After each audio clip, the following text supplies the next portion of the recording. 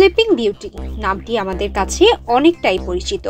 রূপকথার গল্পে এক সুন্দরী নারীর বছরের পর বছর ঘুমিয়ে থাকার যে অভিশাপ ছিল তা কেবলই কল্পনা। কিন্তু আপনি কি জানেন পৃথিবীতে সত্যিই এমন এক মানব আছেন যিনি এমন বছরের পর বছর ধরে ঘুমিয়ে রয়েছেন? তবে হ্যাঁ, তিনি নারী নন, পুরুষ। সবাই তাকে স্লিপিং প্রিন্স নামে জানে।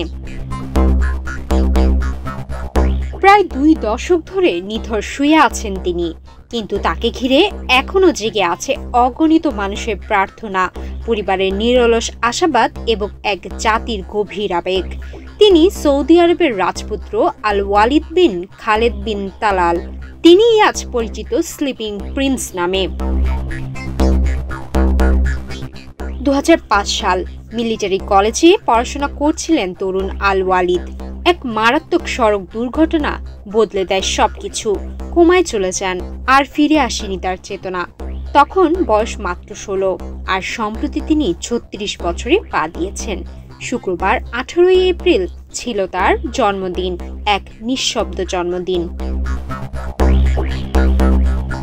এই 20 বছর ধরে তিনি অবস্থান করছেন রিয়াদের কিং আব্দুল আজিজ মেডিকেল সিটিতে।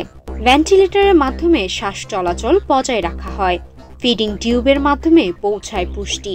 চিকিৎসকরা বারবার পরামর্শ দিয়েছেন লাইফ সাপোর্ট বন্ধ করে দেওয়ার, কিন্তু তার পিতা প্রিন্স খালেদ বিন তালাল এখনও সে সিদ্ধান্তে পৌঁছায়নি। তার বিশ্বাস অটুট, এই ঘুম আল্লাহর ইচ্ছায়, এবং সেই ইচ্ছা যেহেতু এখনো তাকে বাঁচিয়ে রেখেছে, সেহেতু ঘুম থেকে জাগার সম্ভাবনাও রয়েছে। এক পিতা তার নিথর সন্তানের পাশে দাঁড়িয়ে বছরের পর বছর ধরে লড়ে যাচ্ছেন, শুধু বিশ্বাস আর ভালোবাসার শক্তিতে। 2019 সালে একবার কিছু শারীরিক প্রতিক্রিয়া দেখা গিয়েছিল, আঙ্গুল নাড়াচাড়া, মাথা সামান্য ঘোরানো। চিকিৎসা বিজ্ঞানের ভাষায় তা তেমন কোনো আশার ইঙ্গিত নয়, তবে পরিবারের চোখে তা ছিল আলোর কণা, দীর্ঘ অন্ধকারের ভেতর এক ক্ষণিক জ্যোতি। এই স্লিপিং প্রিন্স এখন শুধু একটি রাজপরিবারের নয়, বরং পুরো সৌদি আরবের আবেগের প্রতীক হয়ে উঠেছেন।